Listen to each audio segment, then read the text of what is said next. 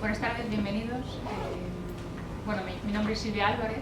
Aquí a mi lado tengo a José García Peñalver, que es director del Gabinete Psicoanalítico de Palma, psicólogo clínico, psicoanalista y director de la revista cultural Enki.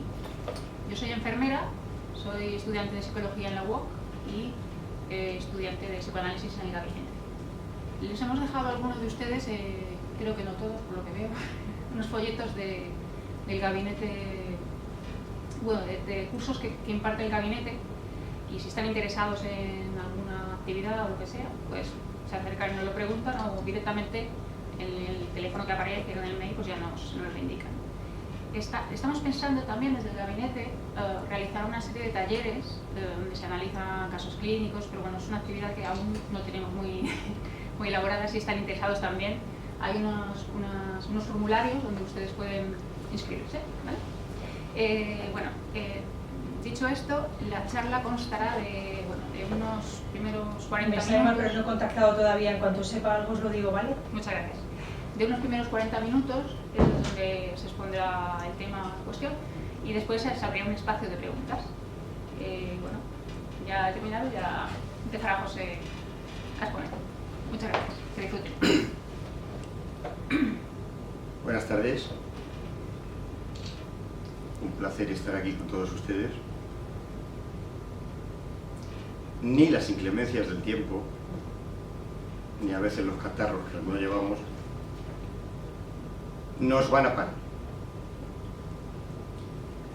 La vida es un acontecimiento que inexorablemente continúa hacia adelante. Hacia adelante a la búsqueda de un futuro. Un futuro en el que encontraremos la muerte. Entonces, ¿para qué preocuparse?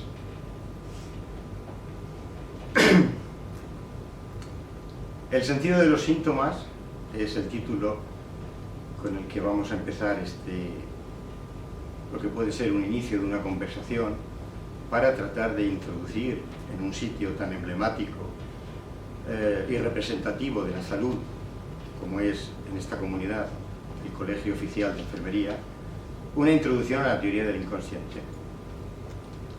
Tratar de introducirles en esta disciplina científica tan apasionante que transformó la consideración que teníamos del ser humano y su posición en relación al sufrimiento. Para hacerla lo más amena posible, como ha indicado mi compañera, pues la vamos a dividir en diferentes espacios. En el que corresponde a mi turno voy a intentar darles una pincelada en relación a la pregunta ¿qué es el psicoanálisis? Para luego, en el turno de ella, tratar de ilustrarla con dos ejemplos clínicos, dos conocidos y famosos casos. Uno, el llamado caso Catalina, que luego nos desarrollará, y otro que probablemente lo conocen muchos de ustedes, el caso Juanito, la fobia de un niño de 5 años.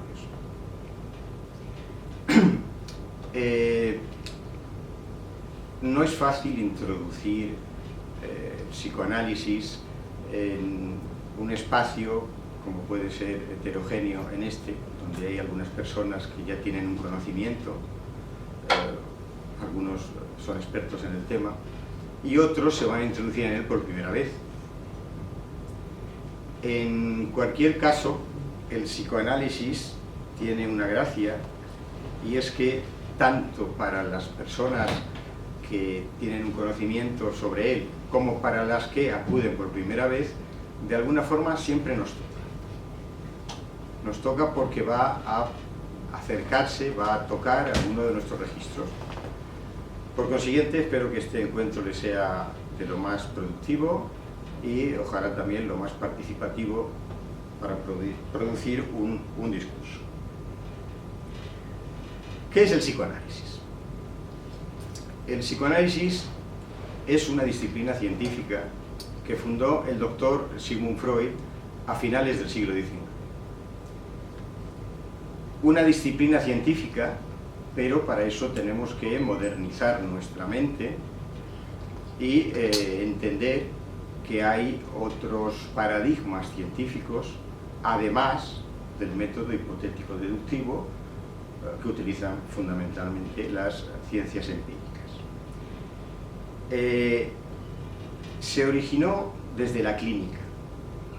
El trabajo que hacía el doctor Sigmund Freud, fundamentalmente en ese momento, con pacientes histéricas.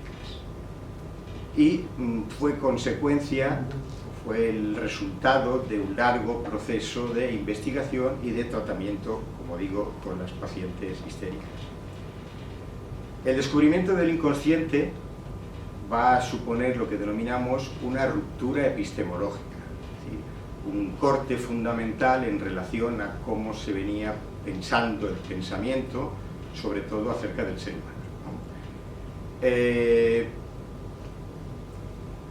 Ese paradigma, por acotarlo en una desigualdad fundamental, lo que nos va a plantear es que a partir de entonces la conciencia ya nunca más será sinónimo de psiquismo, en tanto en cuanto en el aparato psíquico va a haber también otra localidad cuyos registros no son conscientes y se denominaban inconscientes. Las influencias del psicoanálisis hoy en día, afortunadamente, todo el mundo las conoce porque se extendieron más allá del área clínica y prácticamente en todas las áreas del saber, en todas las disciplinas, ¿no? Literatura, cine, poesía, arte, lingüística, pedagogía, filosofía, antropología, sociología. Por eso que frente a la pregunta, si quieren, pragmática de ¿para qué sirve el psicoanálisis?, podemos dar una respuesta que abarcaría tres opciones. Una de ellas es que el psicoanálisis sirve como método psicoterapéutico, puesto que esa es su manera de surgir, ¿no? La forma de nacer, como he comentado anteriormente. Entonces, es una psicoterapia para los trastornos psíquicos, pero además el psicoanálisis también sirve para poder acercarnos de una manera introspectiva a nuestros propios procesos mentales. Es decir, en esta última aproximación, no necesariamente uno tiene que estar enfermo para psicoanalizarse. Freud planteaba en un momento de su vida de que en realidad la humanidad debería estar psicoanalizada por el bien de la misma. Y otra manera de plantear la teoría del inconsciente es que también sirve como método de investigación para otros campos disciplinares. Por resumirlo, por ejemplo, el arte, fundamentalmente teorías artísticas, etc. Los síntomas son una de las formaciones del inconsciente. Quiere decir que a través de ellos vamos a poder acceder a esta localidad, a esta instancia que por definición teórica no es consciente. Como también otras formaciones del inconsciente son los sueños, los actos fallidos, incluso el chiste.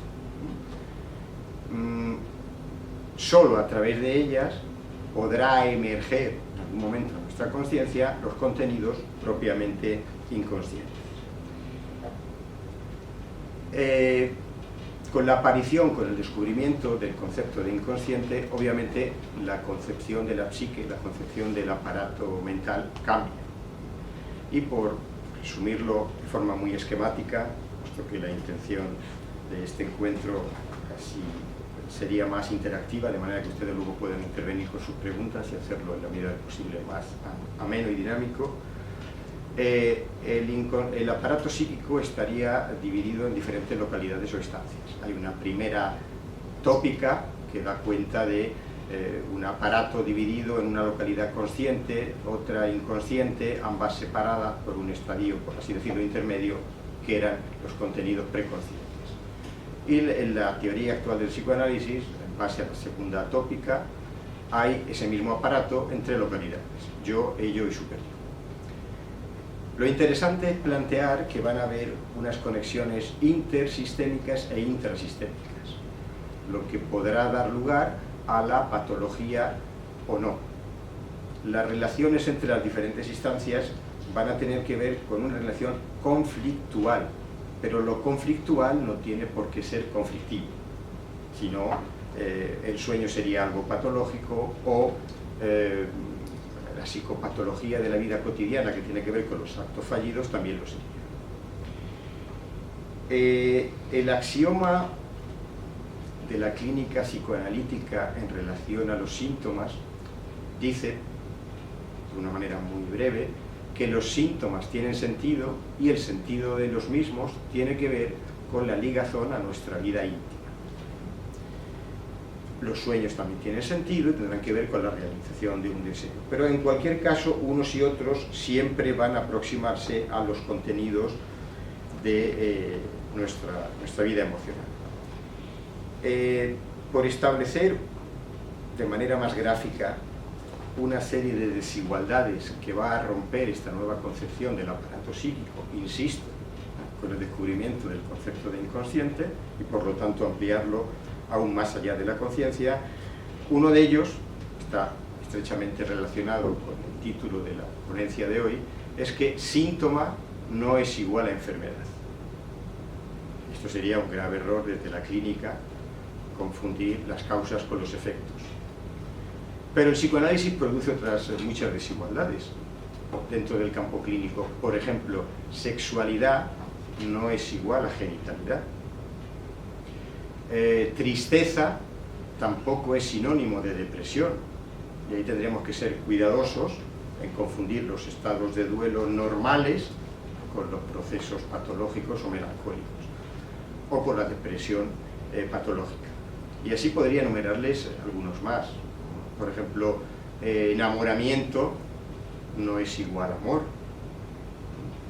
Olvido no es lo mismo que un déficit funcional de la memoria, en tanto en cuanto el psicoanálisis, con esa subversión, con esa ruptura epistemológica en cuanto a la manera de pensar ese pensamiento, de una forma más cartesiana o más aristotélica, lo que va a plantear es que, por ejemplo, el olvido, que es fundamentalmente lo que padecen las personas afectadas de neurosis y en concreto en la oposición histórica, el olvido es una forma de memoria. Y así podría enumerarles algunas más. En relación a los inicios del psicoanálisis, no sé si podríamos poner este cuadradito, así muy brevemente. El psicoanálisis, como tal, por poner un hito, una fecha además que siempre será fácil de recordar, aparece al comienzo del siglo XX, justo en el año 1900. Posteriormente, según el esquema, donde pone menor de 1900, unos años antes, unas décadas, hay una etapa que consideramos preanalítica o precientífica, que por cierto, lo que ocurre en esa etapa es lo que a veces se sigue pensando que es propio del psicoanálisis actual, o del psicoanálisis.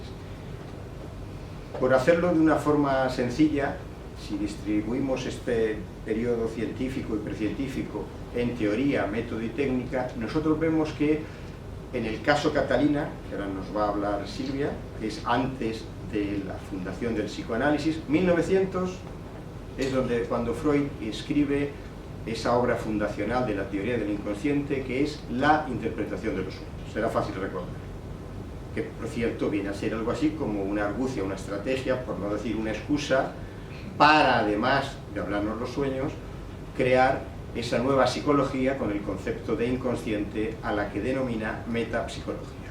Bien, en ese momento, previo a la escritura de la interpretación de los sueños, la teoría vigente era la teoría del trauma. La teoría del trauma consideraba básicamente que la energía psíquica que no podía elaborarse de una forma consciente iba a inervarse a la fisiología a través de un mecanismo que conocemos como conversión. Ahora nos lo explicará en el caso clínico de manera más detallada. El método era un método de cura a través de la palabra, cura a través de la palabra, precisamente tratando de rememorar esos procesos traumáticos. Y en esos procesos traumáticos lo que habría que ligar era la representación, la idea, la imagen, el recuerdo a el estado emotivo, al quantum de afecto. Es decir, había que poner la afectividad en ese recuerdo. La técnica, ahí la hemos resumido en la hipnosis, pero en realidad tiene que ver con cualquier proceso sugestivo. Freud comenzó hipnotizando, luego se dio cuenta que no era adecuado por diferentes cuestiones, como que precisamente la eliminación del síntoma no significaba la curación de la enfermedad, en tanto en cuanto a veces aparece el síntoma y si no tocamos la estructura que lo produce, la estructura sigue intacta para producir nuevos y más complejos síntomas. Entonces, bueno, desde la hipnosis más tradicional hasta la imposición de manos, que era ponerle al paciente la mano en la frente y, como diría hoy en coaching, animarle a hablar, pasamos a la asociación libre, a que el paciente vaya comentando lo que le parezca a través de la palabra, pero ahí entraríamos ya en el periodo psicoanálisis. Es decir, donde vamos a formalizar el concepto de inconsciente de una manera vigente hasta la actualidad. Ahí entonces hablamos que teoría u objeto de conocimiento, nuestro objeto de conocimiento es un poco peculiar porque, por así decirlo, es suprasensible, entonces el objeto de conocimiento nuestro es el inconsciente. Y la teoría va a tener que ver con ese concepto, que va a ir evolucionando. El método, más que el método catártico que he enumerado anteriormente, consiste en el método de interpretación. Pero para decirlo de una manera más técnica es método de interpretación-construcción. Construcción de la historia de deseos del paciente. Esto será su propio recorrido en análisis. Y la técnica, fijaos ahí qué variación, en vez de los procedimientos sugestivos, lo que es a través de la palabra que denominamos asociación libre y en transferencia, la relación transferencial que alguno habréis oído. Esto seguramente con los ejemplos ahora lo vamos a detallar de manera más clara y seguro que con vuestras intervenciones podemos avanzar un poco más al respecto. La neurosis es una afección psíquica que se debe a un conflicto psíquico que se va a producir por una situación conflictiva cuyas raíces parten de nuestra infancia y en realidad va a haber o va a enfrentar dos situaciones contrarias, lo que es nuestro deseo y lo que va a ser nuestra defensa. Por lo tanto, habría diferentes formas, muchas maneras de definir lo que es el síntoma, dándole ya un sentido como le hemos dado, y podríamos decir que el síntoma es una solución de compromiso o formación transaccional, un pacto entre el deseo y la defensa. Y tenemos que concebir nuestra mente de tal manera en el que de forma paradójica pueden habitar diferentes pensamientos o diferentes sentimientos. Esto le llamamos ambivalencia afectiva, por ejemplo amor y odio, ¿no? O alegría y tristeza.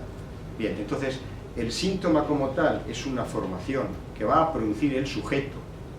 Fíjense que digo sujeto, no digo la persona, no digo el yo, en el que van a coexistir a modo de pacto las intenciones inconscientes del sujeto, lo que vamos a llamar su deseo, y su rechazo en base a la moral de la persona. Por ejemplo, uno puede, personas que pueden, a menudo incluso, sobre todo personas que padecen de neurosis, desear lo que temen. Por lo tanto, no va a ser fácil llegar a sus deseos. Y hablando de estas cuestiones paradojales que introduce este concepto de inconsciente, es decir, que con una lógica de toda la vida, aristotélica como llamamos, o cartesiana, ¿no? De Descartes, yo pienso, luego existo, sería difícil explicar, pues podemos dar cuenta de situaciones como personas que frente al éxito se deprimen, lo que Freud denominaba el fracaso del triunfo. Sabemos que el psicoanálisis también nos plantea una situación difícil de entender desde la parte volitiva o consciente, y es que los seres humanos somos capaces de gozar de aquello que nos hace sufrir.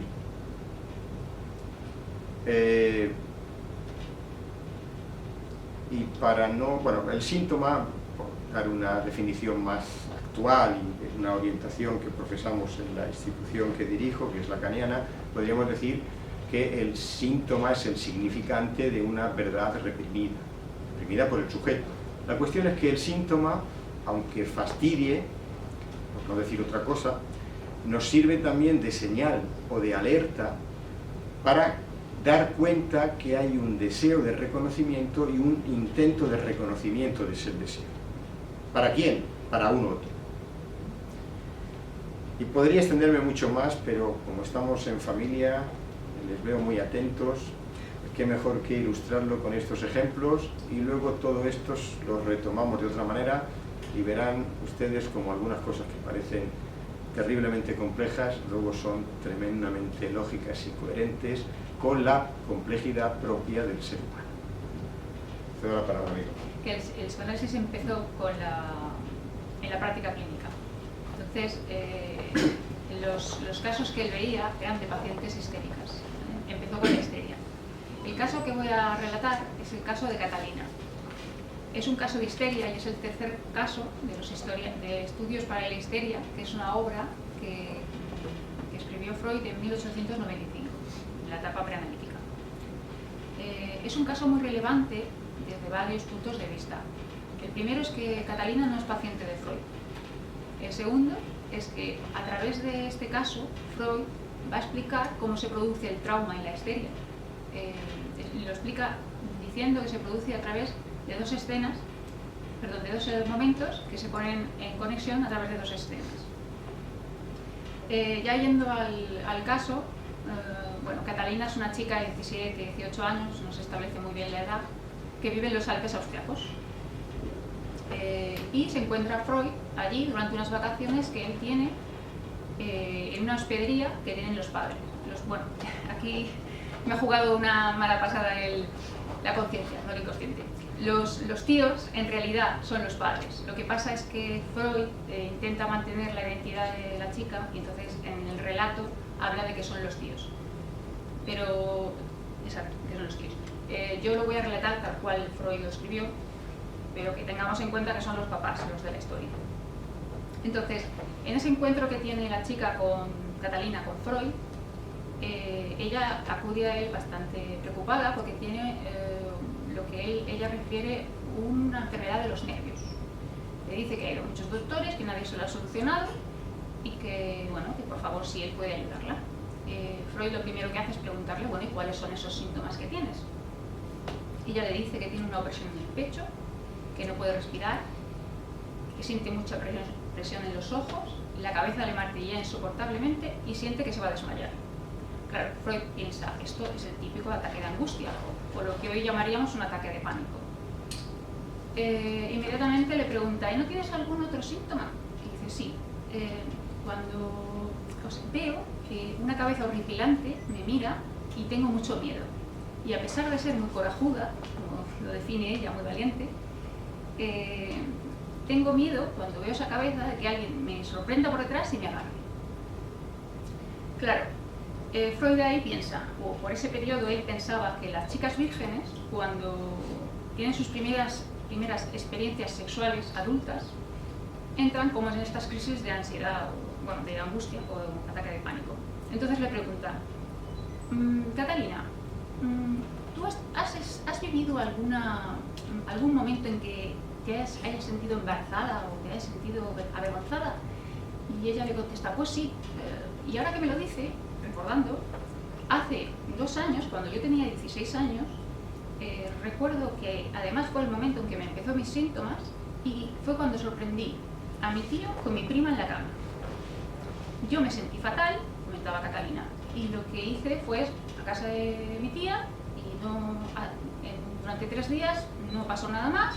Al tercer día empecé a sentir ascos le conté a mi tía lo que había visto y empezaron a instaurarse el resto de síntomas que forman la clínica que ella comenta. A partir de ese momento, los tíos se separan, ella se va a vivir con su tía. Cuando termina de comentar este relato, inmediatamente recuerda otro por la asociación. Y en este relato ella dice que cuando tiene 14 años, o sea, 2 años antes de este primer relato, o sea, 4 años antes de la edad que tiene, cuenta que su tío entra durante unas vacaciones a la habitación donde ella duerme y intenta aprovecharse de ella. Pero ella no se da cuenta de lo que le está pasando y lo que hace es enfadarse con él. Lo aparta porque le ha despertado en la madrugada y no entiende qué hace su tío ahí en la cama, que en realidad es el padre, convengamos.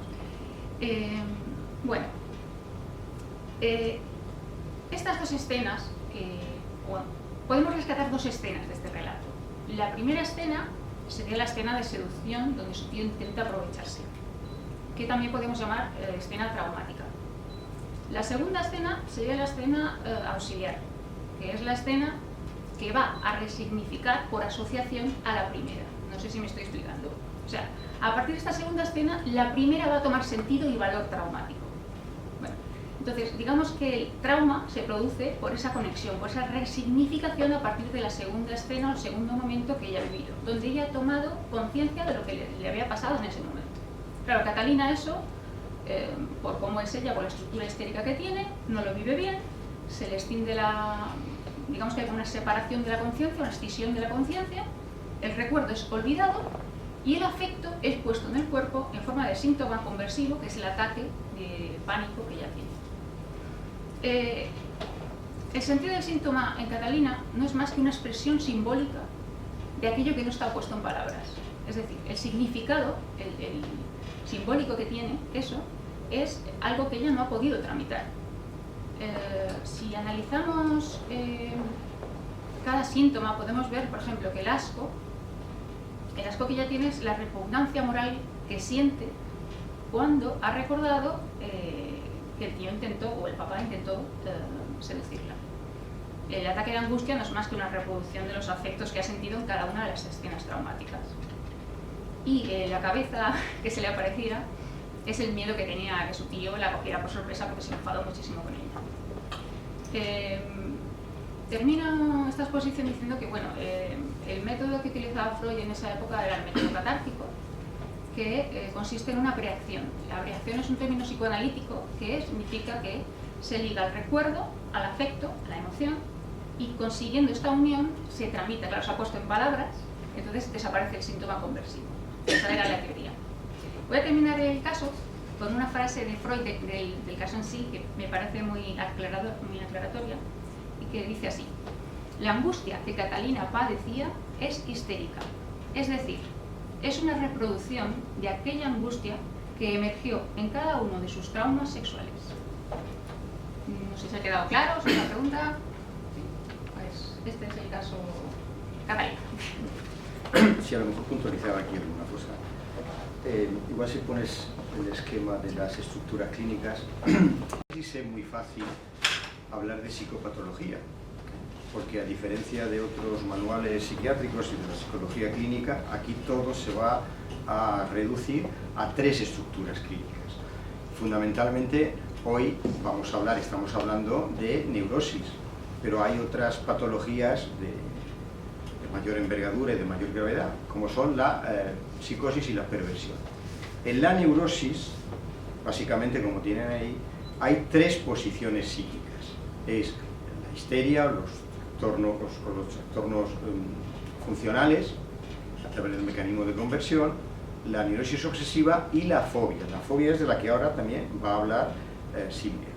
En relación a lo que estaba diciendo, va a haber un pasaje fundamental en la elaboración del concepto de inconsciente de Freud, que les mencionaba, cuando él barajaba una teoría al comienzo, que era la teoría de la seducción, donde tenía que ocurrir un hecho desagradable y desgraciado, como es la seducción o violación o violentación por parte de uno de los familiares hacia, en este caso, la niña. enseguida se va a dar cuenta, cuando digo enseguida, me refiero investigando y sobre todo trabajando a sus primeras pacientes histéricas, de que lo etiopatogénico de la histeria, es decir, lo que produce la enfermedad, la etiología de la histeria, no va a tener que ver tanto con lo que en realidad sucedió, digamos, en la realidad material, sino cómo vive el sujeto lo que sucedió o lo que no sucedió. Quiero decir que en las fantasías de que algo ocurriera podría estar el germen dentro de estas estructuras y posiciones neuróticos de lo que podría ser la caída en la enfermedad. Por cierto, en relación a las fantasías, y hablando de señoras, les convoco al 8 de marzo, que es, como saben, el Día de la Mujer, al Colegio Oficial de Psicólogos, donde ahí impartiré con mi colega Amparo otra conferencia sobre las fantasías y la creatividad. Bien, entonces, esto nos va a plantear que, en realidad, valga el juego de palabras, el ser humano tiene que vérselas con dos realidades: la realidad psíquica o la realidad mental y la realidad de la allá afuera o realidad material. Lo importante, lo que va a causar la enfermedad, esto es fundamental que lo tengamos claro, lo traumático no va a ser tanto lo que pasa, o lo que deja de pasar a veces, la falta de afecto en la realidad, sino cómo vivo aquello que pasa o no pasa. Esto es un pasaje fundamental y sería una aproximación errónea para que casi, si me lo permiten así, sea psicologizado tanto la palabra trauma, pensar que cualquier cosa nos traumatiza. En realidad cualquier cosa nos traumatiza, pero fundamentalmente la manera que tenemos de pensar. Vamos a ir haciendo así intervenciones. Ahora pasamos a otra posición neurótica, que es el caso de un niño de 5 años que padece de furia. Caso Juanito. El caso Juanito está escrito en 1908. Es el caso de un niño de 3 años y medio, 4, porque el historial clínico es bastante largo. Entonces acoge unos meses más de los que cogería, por ejemplo, Catalina, otro caso más puntual. Y este niño lo que sufre o padece como síntoma es un miedo a que un caballo le muerda. Este caso es muy rico en matices y además permite avalar y apoyar y resaltar la importancia de una obra que Freud escribió en 1905, 3 años antes, que se trata de la obra de 3 ensayos para una teoría psicosexual. Esta obra lo que explica un poco es el desarrollo psicosexual del niño y, bueno, en Juanito se ve claramente el desarrollo del niño. Es un caso que la verdad fascina. Bueno, el caso es llevado por el papá de Juanito con orientación de Freud, y Freud solo ve una vez a Juanito, o sea, directamente. El papá es miembro de la Sociedad Psicoanalítica de Viena, fundada por Freud, y candidato a psicoanalista en ese momento. Estaba bastante interesado en lo que estaba haciendo con su hijo. En la época en que la fobia hace su aparición, Juanito está pasando por una fase del desarrollo libidinal que en psicoanálisis es un concepto central, que es el complejo de Edipo. El complejo de Edipo no solo es un pasaje en el desarrollo del niño, que se inicia y se elabora en esa edad, es algo que va a acompañar al sujeto, al adulto, durante toda la vida. Y va a determinar bueno, lo que comentaba José. Va a determinar si hay problemas, si no, si hay este fracaso frente al éxito, nuestras tristezas, nuestras penas, incluso la manera en que nos enamoramos. Bueno, el complejo de Edipo no solo es una historia de amor-odio, es una historia de fantasías, de deseos, de rivalidad, de mordiscos, de placer, donde el niño abandona su etapa autoerótica y escoge como primer objeto de elección sexual a la madre, con la correspondiente rivalidad hacia el padre. ¿Cómo inicia Juanito sus síntomas? Los síntomas de Juanito empiezan con inhibiciones. Él va a la calle a pasear con su criada, con la criada de sus padres, y en un momento se para, empieza a llorar y refiere, muy asustado, que quiere volver a casa a que su mamá le haga mimitos. Por la noche tiene un sueño donde tiene el mismo contenido, es decir, no está su mamá para hacerle mimitos, y bueno, a partir de aquí, al día siguiente, vuelve a salir con la madre que la mamá evidentemente estaba preocupada por el suceso, y ocurre exactamente lo mismo. Juanito se asusta, llora y dice que quiere volver a casa. Pero esta vez él dice que tiene miedo a que un caballo le muerda. ¿Qué le está pasando a Juanito? Juanito está en ese pasaje edípico, está sufriendo un incremento de esa ligazón madre-hijo, que además intuye que no está bien, porque los niños, a pesar de ser niños, entienden más de lo que parece. Y además también aumenta la rivalidad, esos celos hacia el padre, y además hay una función paterna débil. Eso va a hacer que desarrolle la fobia. Es decir, el sentido del síntoma en Juanito es ese pasaje de ambivalente que siente hacia los padres, donde ha sufrido un incremento, ¿vale? Ese pasaje ha sufrido un incremento. Todos sabemos, o si no lo sabemos lo explico, que los niños elaboran lo que les pasa, lo que temen, lo que desean, lo que no entienden, lo elaboran en la fantasía, ya sea en una representación mental de algo que se imaginan, o sea en el juego, jugando con sus muñecos y sus historias. He traído del caso, porque como os he comentado es muy largo, 3 fantasías donde Juanito se ocupa de eso que durante la trama edípica le tiene tan asustado. Y bueno, una es, o la podríamos llamar toma de posesión de la madre, ¿no? Es la fantasía de las jirafas. Hay una jirafa grande y una jirafa pequeña, y las dos entran en su habitación. La jirafa grande empieza a gritar y la jirafa pequeña, ya arrugada, él la coge, se sienta encima de ella, la estira, se sienta encima de ella. Esto es una representación de la escena que él cada día repite con su madre cada vez que tiene un sueño de angustia. Va a la cama de la madre, el padre se pone a gritar y él se pone junto a la mamá y el papá se calla. Ahí podemos ver cómo él dice, bueno, aquí por mucho que diga este señor, la mamá es para él. La otra escena es una escena que la podríamos llamar fantasía de prohibición, y es donde el niño tramita eso que está prohibido con la mamá porque sabe que lo van a castigar. De hecho, no es una escena, son 2 que imagina.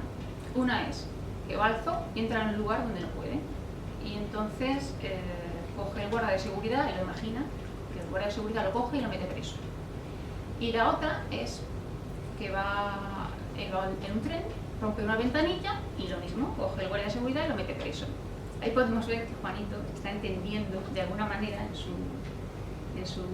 su manera, quiere decir, que la mamá, que el papá, quiere decir, hace algo prohibido con la mamá, que él no puede y que va a ser castigado por eso. Es un poco, está tramitando el castigo que puede sufrir. Y la última fantasía que cogí es la fantasía de ser el padre. Él imagina que el fontanero va a su casa y le pone un trasero y una cosita de hacer pipí, como la llamaba él, tan grande como la del papá. No es otra cosa que parecerse al papá, ¿no? Si se parece al papá, puede estar con la mamá. Entonces, esas son las 3 fantasías que he escogido. Y vemos como ahí él está intentando dar sentido a todo esto. Una cosa que voy a terminar este caso comentando que Juanito tiene una salida edípica muy curiosa, ¿no? Como la tienen todos los niños, la verdad que son otro mundo. Y él lo que hace es imaginar que el papá se casa con la abuela paterna, su madre, y él se casa con su madre y tiene hijos con ella. Claro, teniendo en cuenta que el niño no sabe lo que es el órgano genital femenino y aparte está muy, muy interesado en esa época de dónde salen los niños, pues tiene la salida perfecta. Y bueno, comentar que Juanito también terminó con la fobia, o sea, elaboró todo esto y bueno, salió un chico fuerte y sano. Eso es todo. No se puede decir todo y menos que menos a la vez. Quizá otra vez que nos inviten podemos hablar en una ocasión de histeria, en otra de fobia, por supuesto de neurosis obsesiva. A ver, una puntualización acerca del trauma. Digamos que la cuestión de la afección psicógena de la neurosis hasta bien entrado el siglo XIX era considerada una enfermedad nerviosa.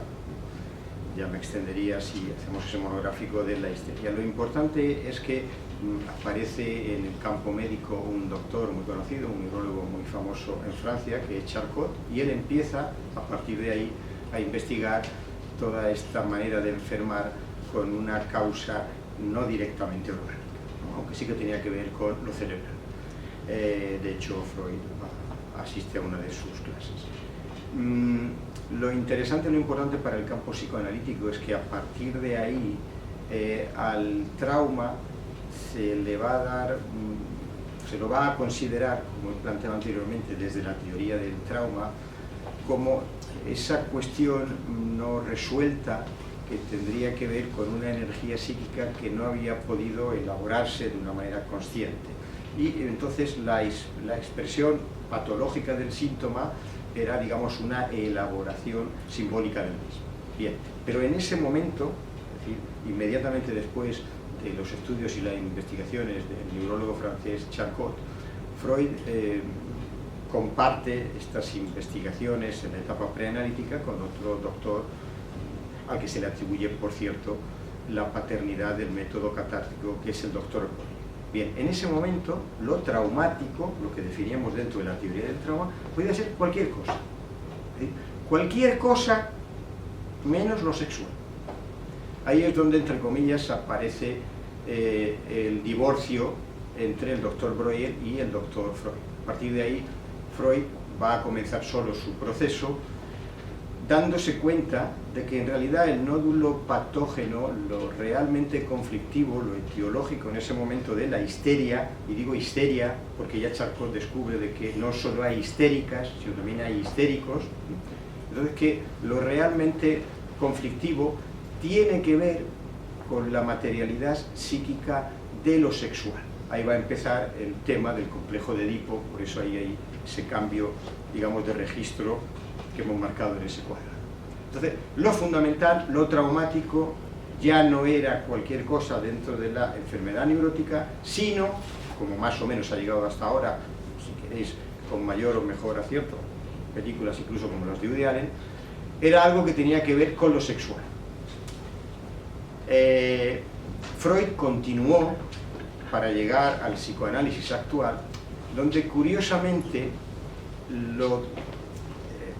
la enfermedad neurótica no se producía porque hubieran traumas sexuales. Entonces dejamos ahora, digamos, la psicopatología y lo que planteamos es que lo sexual, por definición, es traumático. Pero es traumático, como les he indicado al principio de esta intervención, porque nos va a llevar a un camino final irresoluble, que es el camino de la mortalidad. Y ustedes dirán, ¿qué tiene que ver eso? Porque los seres sexuados, la sexualidad, nos indica que somos seres finitos. Y en realidad, el verdadero trauma del ser humano es cómo se posiciona con su existencia finita. Por lo tanto, si hay algo traumático que denuncia la sexualidad, es la finitud de la existencia humana.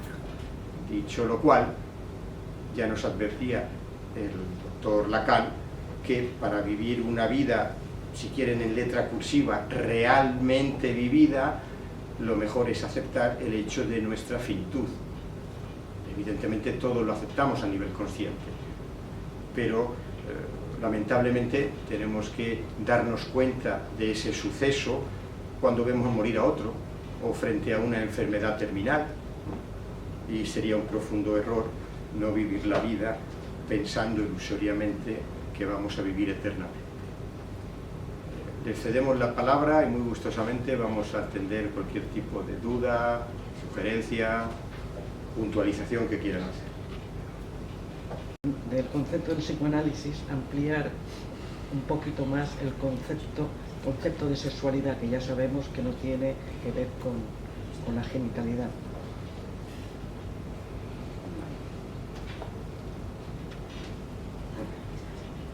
Vamos a ir respondiendo así como...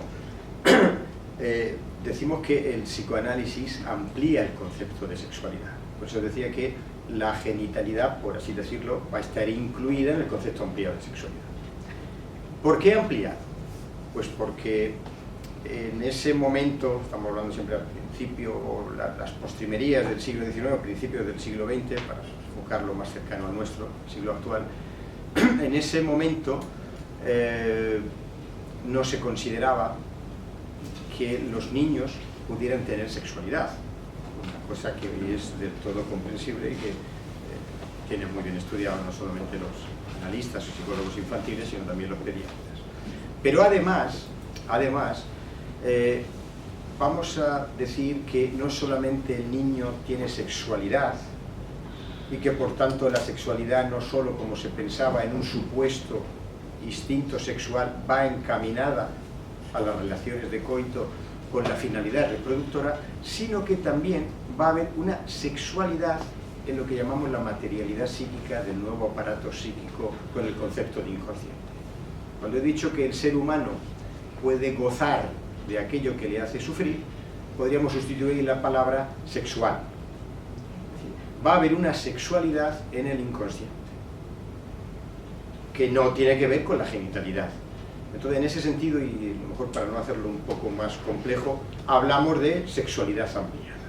Por ejemplo, hay un sucedáneo de sexualidad en esa inervación física que produce el mecanismo de conversión en los trastornos o las afecciones funcionales o histéricas. Es como si dijéramos, por ejemplo, el riñón está gozando, hacerlo de una manera sencilla. Hay un goce en el cuerpo, se va a desplazar al cuerpo. Lo no dicho, la palabra, metafóricamente, va a ser puesta en el placer de otra, hacerlo de una manera sencilla. Podemos hablar de trastornos psicosomáticos.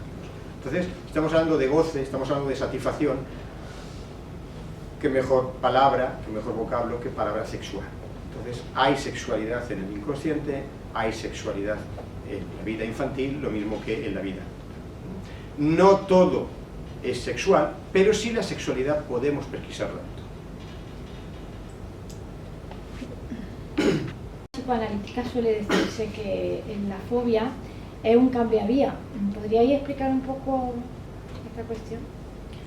Bueno, sí, la fobia exactamente dicen que es un pasaje intermedio entre la histeria y la obsesión, que al final siempre se decanta por una estructura o por otra. No sé si te refieres a... No sé. Hoy se habla mucho de agorafobia y demás, pero desde el punto de vista de la teoría del inconsciente, como ha señalado muy bien, en un momento dado el sujeto que padece de fobia, por así decirlo, se decanta a una posición histérica o termina en una neurosis obsesiva. También es verdad que no hay compartimentos estancos, ¿no? Es decir, puede haber persona diagnosticada de una posición neurótica obsesiva y evidentemente va a tener somatizaciones y viceversa, o va a tener temores o va a tener fobias. Es una manera, si queréis, un poco más didáctica, por no decir pedagógica, de plantear esto. Y con respecto a la inhibición, es decir, como característica de cualquier posición neurótica, o es más propia de alguna de ellas. O sea, digo, es más propia de la histeria o de la obsesión o de la fobia. En principio no, ese texto tan fundamental que he leído tantas veces, inhibición, síntoma y angustia, hoy por ejemplo estamos hablando de los síntomas y su sentido. Y decimos, y es así, que los síntomas tienen pues un sentido, y ese sentido apunta a lo que he dicho, a un modo de satisfacción interno, inconsciente. Pero el sujeto no solo padece de síntomas, padece de inhibiciones y además padece de angustia. En psicoanálisis incluso podemos hacer una diferenciación entre la clínica del significante y lo que sería la clínica de la angustia. Entonces, inhibiciones puede haber en la neurosis y en cualquier posición, como pueden haber en otra posición perversa. Psicótico siempre es un poco más complejo. Pero no es lo mismo una inhibición, una detención, por ejemplo, del movimiento. Justamente tengo que escribir un informe médico. Ustedes que son enfermeros, enfermeras. Y a la hora de hacerlo, pues, o me sale un tic, o tengo pereza, o tengo una distracción. O sea, ocurre, eso es una inhibición. Es sintomática, pero no es un síntoma en el sentido de la psicopatología, de la sintomatología. podemos encontrar eso en cualquier tipo de sintomatología de las otras posiciones psicopatológicas. Y la angustia es otra cuestión. La angustia es, como decía Freud, la afección, por definición. Quería preguntar, Sí, por favor, Catalina. ¿el amor está relacionado con la sexualidad o puede ser aparte? Sentimiento, sentir sin necesidad de lo otro. ¿Existe esto o es neurosis?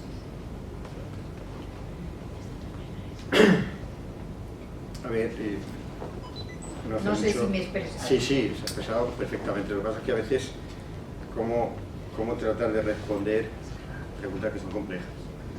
Bueno, no hace mucho nuestra compañera Amparo, Día de los Enamorados, pues sin desilusionar a nadie, planteaba una cuestión que es psicoanalítica, por ejemplo, la diferencia entre el enamoramiento y el amor, ¿no? Sin entrar en eso, sí podemos decir que cuando nosotros hablamos de amor de una manera, vamos a decir, paradigmática, entendemos que, por hacerlo sencillo, deberían confluir dos corrientes. La corriente tierna, la corriente cariñosa, y la corriente más sexual o más erótica. Eso en el amor adulto, en el amor de pareja. Es verdad que hay otro tipo de amores que más tendrían que ver con Platón, es decir, con el amor platónico, con los ideales, con la idealización. Podemos decir que uno incluso puede estar enamorado del amor. No tiene por qué ser neurótico. Es decir, si cada uno en lo que siente que ama tiene claro cuál es su lugar, son maneras de posicionarse en la vida. Pero no es lo mismo el amor platónico que el amor, digamos, real. Y en el amor real, ya que le agradezco esa pregunta, lo importante es que cohabiten las dos tendencias. Porque si solamente cohabitara una, la tierna, la más amorosa, no la más sexual, no la más sensual, no la más erótica, estaríamos en esa situación donde en el complejo del Edipo el niño o la niña tiene esos sentimientos hacia los padres que... Pero si es al contrario. ¿Cómo sería? Si es al contrario, solo es la parte sexual. Sí. Entonces, también puede ser un fracaso, digamos. Sí, bueno, eso los poetas, todo el mundo plantea que, claro, hay que hacer el amor. Soy un poco poeta. No solo, como diríamos en castellano, follar. Hay que hacer el amor. Entonces, Claro, en el amor, claro. además del cuerpo, también a veces se entrega o se debería entregar el alma, y si no, ya se encargará nuestra pareja de Pero decirlo. es que hoy se aplica la palabra amor Sí, claro. a esto solamente. Efectivamente. Esto es una contradicción, Eso. diría yo. Sería una pienso así, incompletud pienso. en ese concepto de amor. Claro. Pero también es verdad que nosotros en el amor hablamos que el amor no tiene que ver con el mito de Aristófanes, con la media naranja, que nadie vaya buscando la parte que le falta en el otro. Eso sería un profundo O el error. alma gemela. Y además causa pues muchos problemas de pareja con los cuales luego no vienen a consultar a los clínicos. Esta podría ser otra charla también. Vale, Enamoramiento, vale. amor, celos. Ya van surgiendo temas. O sea que nos van a tener aquí. O sea que no son neuróticos. No tiene por qué ser neuróticos. Vale, gracias. Sí, Me preguntan sí, por favor. si el padre de Juanito hubiera hecho a tiempo, su debido tiempo, la función de corte, ¿habría caído en la fobia, Juanito? Bueno, en psicoanálisis eso no lo podemos asegurar, porque cada sujeto, o sea, no solo es importante la relación que tengan los padres con respecto al hijo, sino cómo el hijo se posiciona frente a eso. Entonces, sí que es verdad que la función paterna va a hacer, de alguna manera, con esa llamada hacia la madre, va a hacer que el niño se corra de ahí. Y al correrse de ahí, va a abrirse sea, esa ligación madre-hijo que a él tanto le angustia porque no la domina, realmente es algo que no puede, es maduro, no lo entiende, no lo domina, pero lo desea. Eso, la función paterna le va a poner unos límites y entonces va a hacer que su deseo, o su deseo sexual, me refiero, sea hacia otros objetos que no sean los bueno, en este caso la madre. Entonces, sería muy interesante que el padre ejerciera la función pues como toca. De hecho, en el caso, digamos que lo deja entrever, pero que no es solo el padre, el niño también vive las cosas como las vive. No sé, ¿quieres añadir algo más?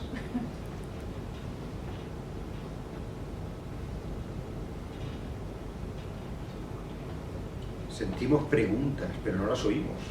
Por favor, denle en voz. Me gusta que le pregunten. Perdona, Sí. no sé si me voy un poco del tema, pero ¿cómo observa desde el psicoanálisis el desarrollo de la sexualidad de un sujeto? Es decir,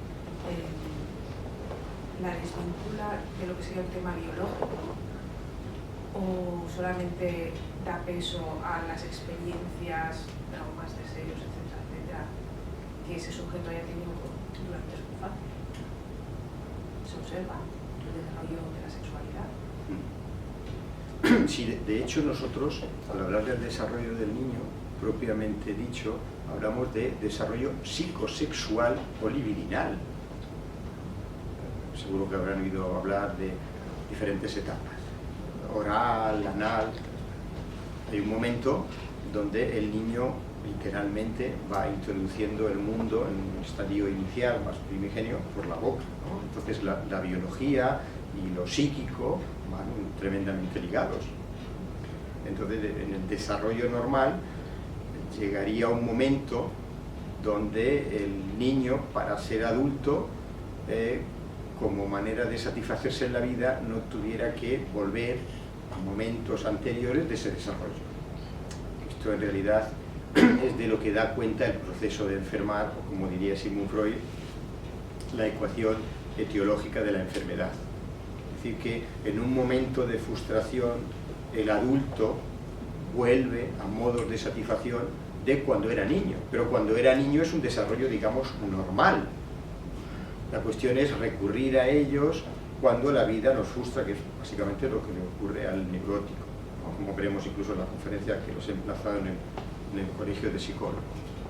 El neurótico es una persona a la que, por así decirlo, la realidad le da miedo y trata de escapar de ella a través de su mundo de fantasía.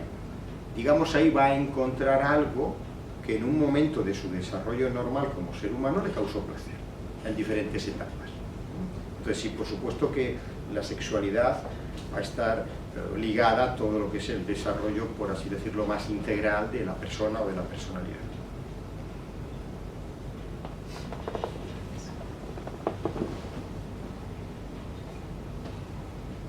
¿Alguien que no vea claro que los síntomas tienen sentido?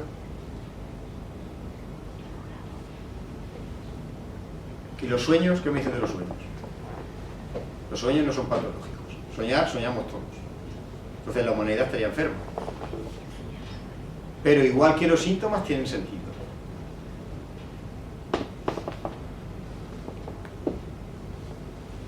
Sí, por favor. Mira, la pregunta es a este foro y un poco a donde se pueda preguntar, Claro. con todo respeto. Tengo formación psicoanalítica desde hace muchos años. Ajá. Y me pregunto, ¿se pone foco o Freud puso foco en el caso de Catalina, por ejemplo, y en el caso de Juanito? ¿Qué pasa con los aportes ahora de los nuevos psicoanalistas en relación a qué pasa con el padre de Catalina? ¿Qué pasa con los hombres que abusan de bebés? ¿Qué pasa? O sea, ¿quién está estudiando y observando esta patología? No sé si es nueva o es antigua de toda la vida. Por suerte antes no sé, o yo no la escuché o no se conocía, pero no oigo que nadie hable demasiado sobre ese tema. por ejemplo, Lacan, hablar de esta orientación lacaniana, si queremos, y si me lo permitís, la más vanguardista del psicoanálisis, en sus escritos y en sus seminarios, no deja de hablar, de retomar el caso Dora, el caso Juanito, el caso Catalina. Precisamente el doctor Lacan nos va a hablar mucho de la posición paterna, no sé si se refiere exactamente a esto. En cuanto a qué pasa con ese tipo de sujetos, si se refiere a nivel legal, a nivel social, es más que evidente que debe haber una sanción. Ahora... No, es que no me refiero a eso, ¿A qué se refiere? cómo se construye esa... o sea, ¿qué pasa con ese sujeto que no puede encontrar la satisfacción en lo que para la mayor parte de las personas es lo que sería lo más coherente, como por ejemplo tener una satisfacción sexual con gente coetánea, de tu misma edad, de tu misma... No en el caso del padre, no tener que recurrir a su hija y todos los casos de abusos, de pederastias y cosas que la verdad que me gustaría una vez entender cuál puede ser la estructura psíquica de esas personas para tener para gozar ahí, ¿no?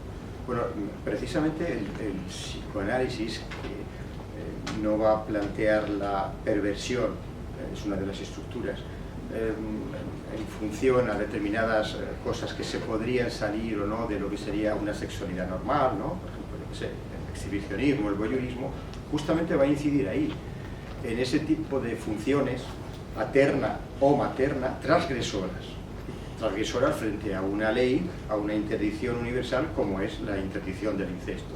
Entonces, obviamente, todos esos casos los vamos a trabajar desde una perturbación mucho más grave que la neurosis, que es la perversión, ¿no? Que es lo que hace, como comenta, pues que un padre, en vez de disfrutar de lo que debería disfrutar, toca lo que jamás debe tocar, ¿no? Ahí hay una transgresión de la ley. Ahí hay un salirse de esa ley de interdicción del incesto que, por cierto, para los teóricos, además es cómo se construye la civilización. Ahí recurrimos, como usted sabe, además del mito científico del complejo de Edipo, a lo que es el mito de la horda primitiva.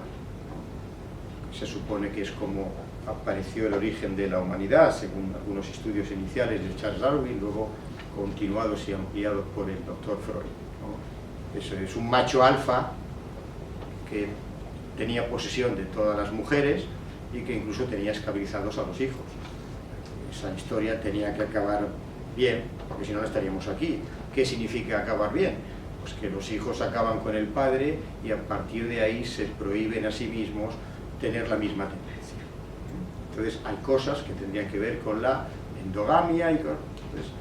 Pues el ser humano que comete ese tipo de atrocidades evidentemente está en una estructura perversa y desde ahí tenemos que estudiar, ¿no? La perversión es compleja. Gracias por su aportación. Sí, a ver, el último señor que ha entrado, ¿alguna pregunta?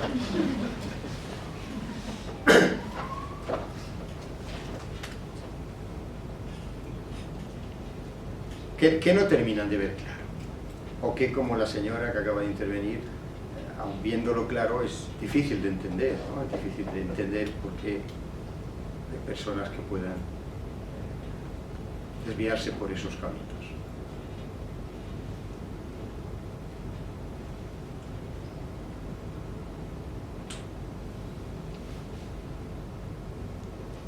Todo el mundo sabía, todo el mundo que está aquí, sabía que los síntomas tienen un sentido.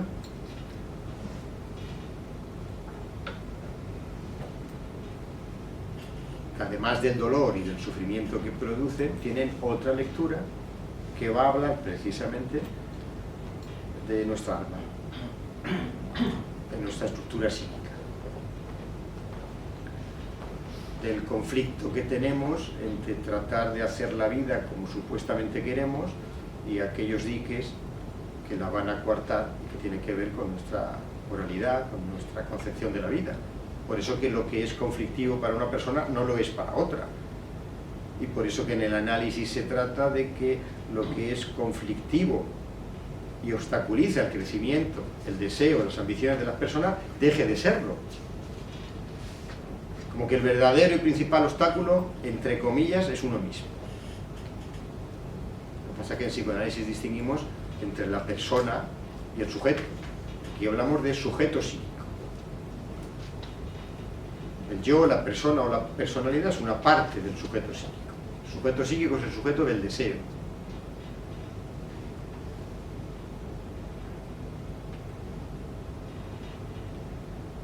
¿Se puede cambiar de estructura? ¿En qué momento, y una pregunta un poco más atrás en el desarrollo, uno se encaja en una estructura? Y después, si se puede cambiar, siendo que uno se encajó en la estructura equivocada. Su esposa le va a responder. Pues pregunta. No te mato. Me había dicho que lo pregunte, pero bueno. Luego hablas con él en serio. Luego te mato. Bueno, a ver, creo recordar bien, si no aquí mi profesor me va a corregir, que la estructura estéril, o sea, la estructura, perdón, del ser humano, la estructura psíquica, es decir, el funcionamiento de la mente, lo que va a determinar nuestra personalidad y nuestros deseos, la forma en que sufrimos, la forma en que deseamos, ocurre fundamentalmente en el Edipo, que es donde nos posicionamos ante ese deseo, ante eso que nos dice que no. Por ejemplo, el perverso reniega de esa ley. El psicótico directamente la niega, la forcluye. Yo creo que una cosa muy interesante a partir de la colación que me preguntaba, ¿por qué el psicoanálisis?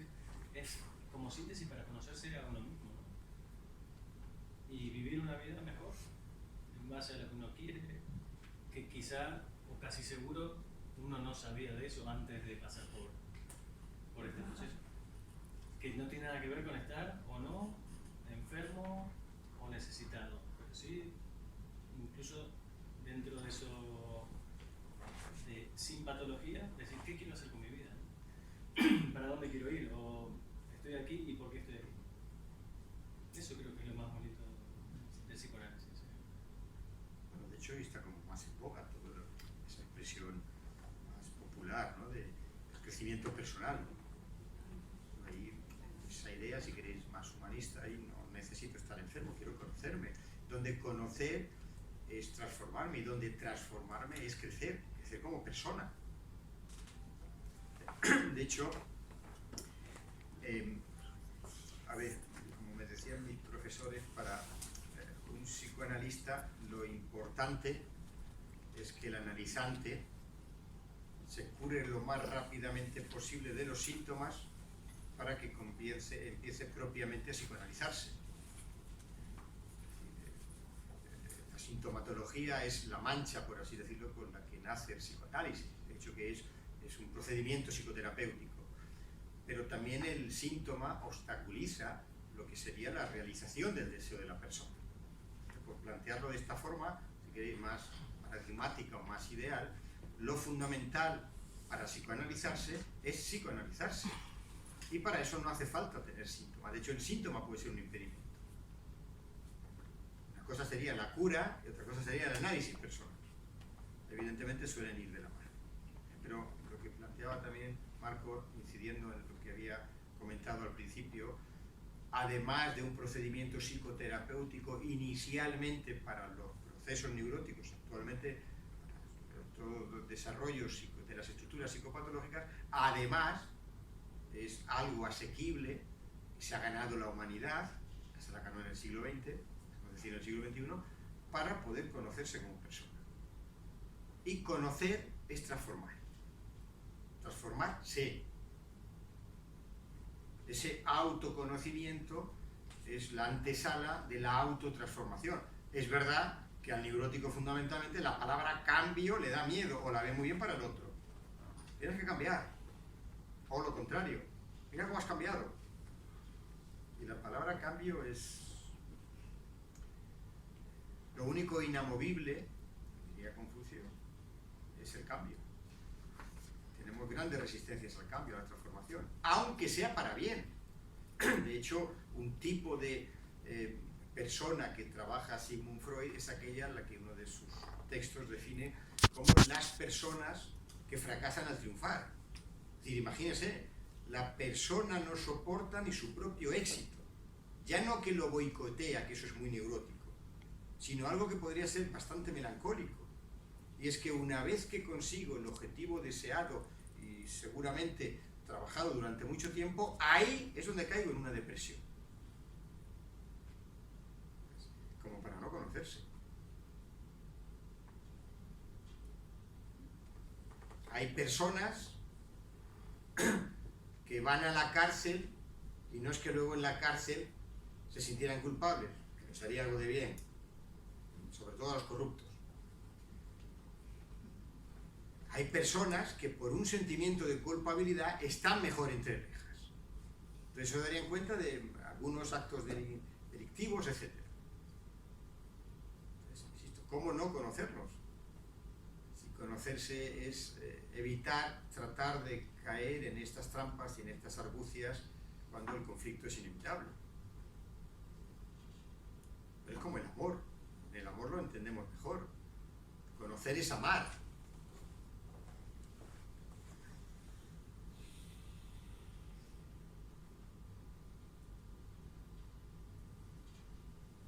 Mientras no nos echen pueden hablar. Está ya a euro.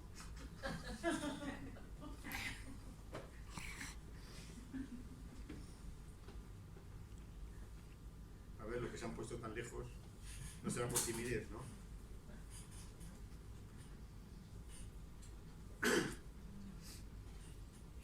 Olga, usted tiene una pregunta. Lo que ocurre es que no la escucho.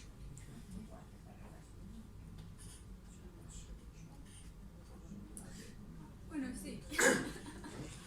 El psicoanalista debería estar sano para poder psicoanalizar. ¿O cuáles son las pautas, ¿no? En este particular? Esta se la paso. Yo no soy psicoanalista. Pero en Como realidad un sí. médico no tendría por qué... Bueno, eso es lo que habíamos planteado antes, que es parte de la formación de un psicoanalista. Es decir, no se puede ser psicoanalista si no ha pasado por el lugar que pasa el paciente. Y a eso se le llama análisis personal. Y el análisis personal es el mismo análisis para todos. Alguien podría pensar, bueno, voy allí y hago un análisis didáctico o algo así porque ya no estoy enfermo. Hablando, va a acercarse a su historia infantil, a sus mecanismos de represión. Entonces, se supone que como mínimo es conocedor de sus propios procesos mentales. Y eso siempre te da la posibilidad de controlarlos, como mínimo. La palabra salud, como lo has puesto ahí, lo de sano, ha refraseado antes a lo de Freud. Entonces, además de eso, si es capaz de amar y trabajar, entonces sí se puede que te sane. O sea, podría curar sin estar sano. Como psicoanalista no es posible, es decir, no nos dan el pase si no hemos pasado por ese procedimiento. Sí, porque eso, o sea, tu pasaje personal, o sea, si te conoces, no lo pones en juego en la sesión. Si no te conoces, sí. Y el analista tiene que tener una posición especial con respecto al analizante, no tiene que responder a según qué demandas que le hace. Para eso el analista tiene que conocerse y digamos que tiene que tener una posición neutra. No es esa posición paternalista que muchas veces adoptamos cuando queremos ayudar a alguien o simplemente decirle lo que le pasa porque yo tengo el conocimiento. No, es otro tipo de posición. Y es algo inconsciente, es un movimiento entre inconsciente e inconsciente. Entonces, si el analista no sabe de su propio inconsciente, o no es que no sepa, sino que no lo ha atravesado, no sabe de esa verdad suya, la pone en juego. Y entonces ya eso no es análisis. Así como para el analizante, su tarea, su método de trabajo va a ser la asociación libre, diga por favor usted lo que le parezca, sin reparo de si es coherente, incoherente, si es una tontería, ¿no? Para el analista, la escucha se llama técnicamente, ¿cómo se llama? Atención flotante. Entonces, para tener esa atención flotante, uno tiene que tener una preparación. Un analista, como cualquier persona, a alguien le puede parecer o caer mejor que otro. La cuestión es que luego cuando esté sepa escuchar de la misma manera. Y sobre todo que lo que escuche en el paciente, en el analizante, no le esté recordando cosas suyas. Que a veces esto pasa en otros campos disciplinares, para no decir nada, porque soy psicólogo clínico de formación académica. Pero a veces hay según qué profesionales que... pues mira, eso que te pasa a ti, me pasó a mí. Además, te voy a decir cómo yo lo supe y te cuento su vida. Entonces, digo, esa posición no puede ser ahí. Es decir, que cuando el analizante esté hablando, nada de lo que diga, por lo menos esta es la pretensión, nos recuerde nuestra historia. Estamos trabajando para él. Ese es el pacto, ese es el precio de la sesión. Borrarnos como sujetos psíquicos y jugárnoslas a la hora de intervenir a modo de una interpretación. Porque una interpretación no es otra cosa sino la desestructuración de la fantasmática del analizante. Ir más allá de todo el entramado, todo el tejido de los procesos identificatorios que forman la personalidad del sujeto. ¿Y qué quiere decir todo esto de entramado de procesos identificatorios? Pues que esa persona es según los modos, usos, sus costumbres y deseos y sentimientos de los elementos parentales. Ella piensa, cree que lo que dice, siente, lo que habla es cosecha de uno. No. Vamos a ver que eso es habitualmente producto, efecto de los otros. Pues ahí se tiene que intervenir. Que para ser tenemos que darnos cuenta que no somos. Que nuestra personalidad nos viene dada desde fuera. Eso siempre pasa. Por eso que va a crearse ahí una ligazón afectiva muy importante. ¿Cuál es el problema? Que luego quedemos en esa dependencia afectiva y jamás accederemos a lo que es, como ha planteado Elena, nuestra subjetividad. Para ser tenemos que darnos cuenta que no somos, o que somos según el deseo del otro, con mayúscula.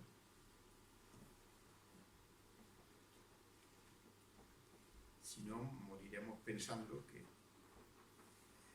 somos grandes pensadores de cosas originales.